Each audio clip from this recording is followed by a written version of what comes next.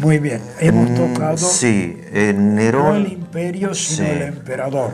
Bien, porque es un personaje que últimamente he visto que algunos historiadores, o algún historiador, mejor dicho, trata de rescatar la figura de Nerón, Sí, no era malo del porque todo.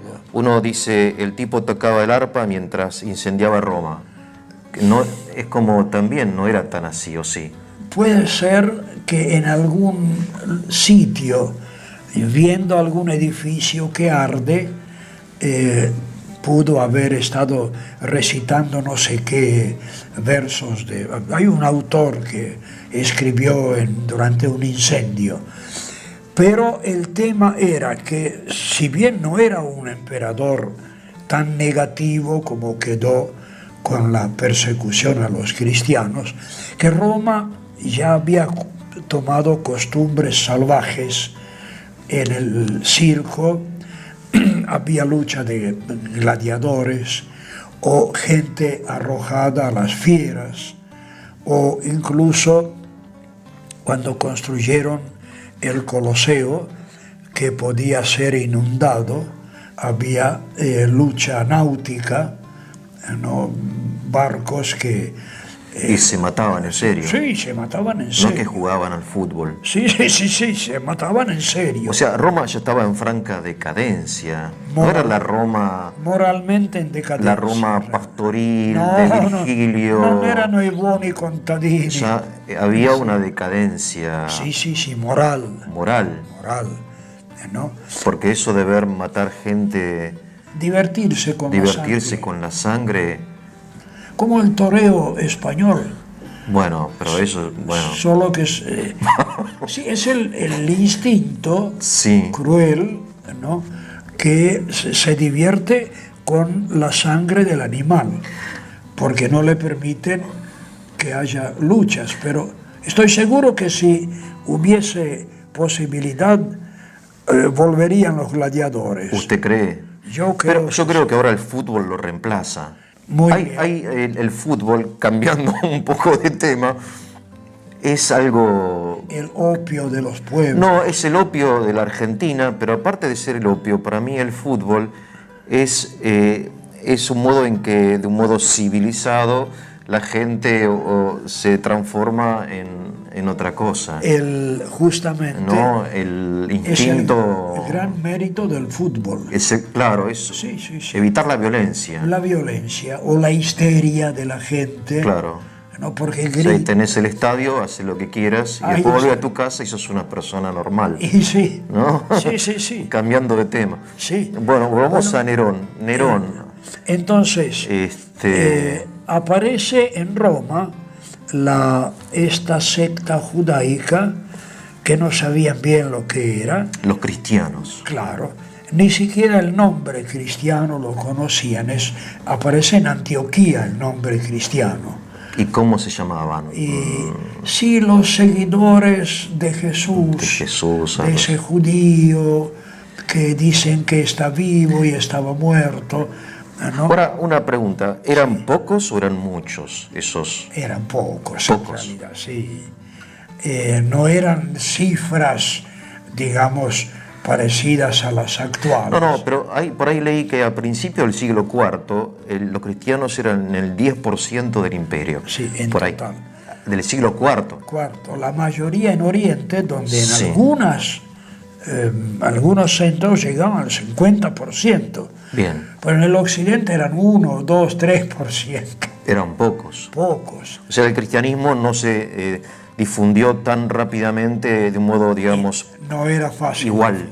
Claro. Yo, por ejemplo, sé que en Egipto fue muy bien recibido. Sí. En Armenia fue muy bien recibido. El año 302. Claro. Creo que era que el Terdates de Armenia declara que la fe cristiana es la oficial de Armenia. Claro, fue la primera nación nación oficialmente los cristiana, armenios. Sí. Ahora, es interesante que algunas culturas están como más dispuestas a recibirlo y otras, al contrario, están como, o sea, tienen como mayor resistencia o sienten mayor contradicción entre su propia cultura y este mensaje, ¿no? Ahí está. ¿Ves? Eso es tema muy amplio y muy serio que estudian los que, en fin, se animan a estudiar la misionología. Misionología. Claro, cómo es que la fe entra en algunos ambientes con facilidad, en otros con dificultad. Bien. En la India, gente muy religiosa, sin embargo, no entra con facilidad. Y eso que el hinduismo no prohíbe otras religiones. Son diversos caminos para llegar a Dios. Sin embargo, la fe cristiana no se propaga con facilidad, ¿no? El Gandhi mismo rechazó directamente el bautismo. Sin embargo, cuando se afeitaba a la mañana, recitaba las 8 bienaventuranzas del Evangelio. Y las ideas de él son evangélicas. Las de Gandhi. Sí.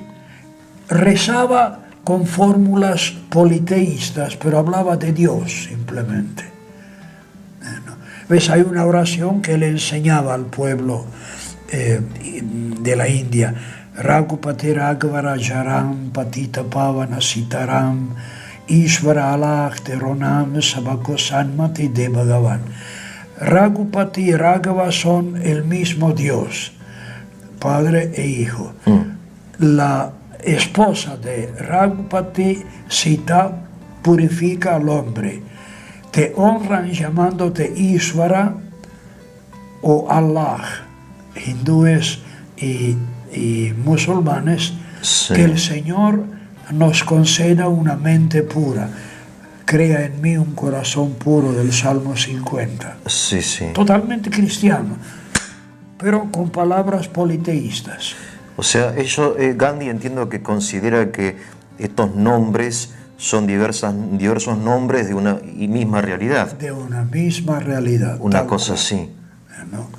Y para él eso no tenía dificultad, ni el bautismo significaba exigencia. Ya lo estoy practicando, pensaba él. Él pensaba lo que eso. Justamente Jesús enseñó. ¿No? Y así murió. Sus últimas palabras, Jairam, Jairam, oh Dios, cuando recibió los 3 tiros. Las últimas palabras de Gandhi fueron esas. Esas.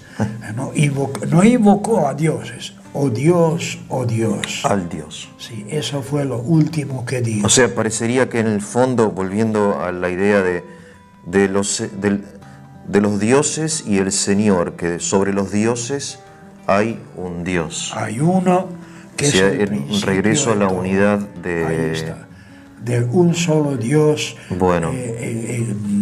Y trascendente, en fin, con una palabra moderna. Bien, volviendo a Nerón. A Nerón. Entonces, en Roma, en el judaísmo romano, que dicen que deja mucho sello en el rito de la Iglesia Católica. Eso me interesa, padre. Después me explica cómo se celebraba la misa en el siglo I. Muy bien. Antes de que me olvide, le quiero hacer esa pregunta. A eso volveremos. Bueno, ahora, Nerón fue el primer emperador que persiguió a la Iglesia. A la Iglesia, sí, señor. Porque le echó la culpa a los cristianos, según la tradición. Según una tradición. Eso es auténtico. Sí, y le echaban la culpa a los cristianos porque en Roma de aquel momento los cristianos eran personajes raros. Le decían enemigos del género humano, porque no vivían al modo de los romanos. No adulteraban. No adulteraban, eran monógamos. Porque me acuerdo, disculpe, Tertuliano dice, que fue usted lo conoce bien a Tertuliano, dice, la diferencia entre nosotros es que nosotros tenemos todo en común menos las mujeres. Menos las mujeres. Y ustedes no tienen nada en común excepto las mujeres, decía Tertuliano. O sea, los cristianos realmente, sin idealizar a la iglesia del primer siglo, tenían una vida moral muy alta. Alta. Sí, sin idealizar. Y se exigía eso. Se exigía en la iglesia. Sí, exigía la iglesia. Si no, los excomulgaban. Tal cual. ¿No? Te echaban de la iglesia. El momento de la conversión para el nuevo cristiano era el bautismo, que es el sacramento de la penitencia. Entonces, ¿crees en Jesús? Sí. ¿Aceptar lo que enseñó Jesús, sí. ¿Te arrepentís de tu vida pasada, en fin, de todo lo que hiciste? Sí, muy bien. El siervo de Dios fulano se bautiza en el nombre del Padre, del Hijo y del Espíritu Santo. Y de ahí la vida de pecado se acabó. Se acabó, o debía acabarse. Pero en principio eran más coherentes que hoy. Y sí, señor. Sí, señor.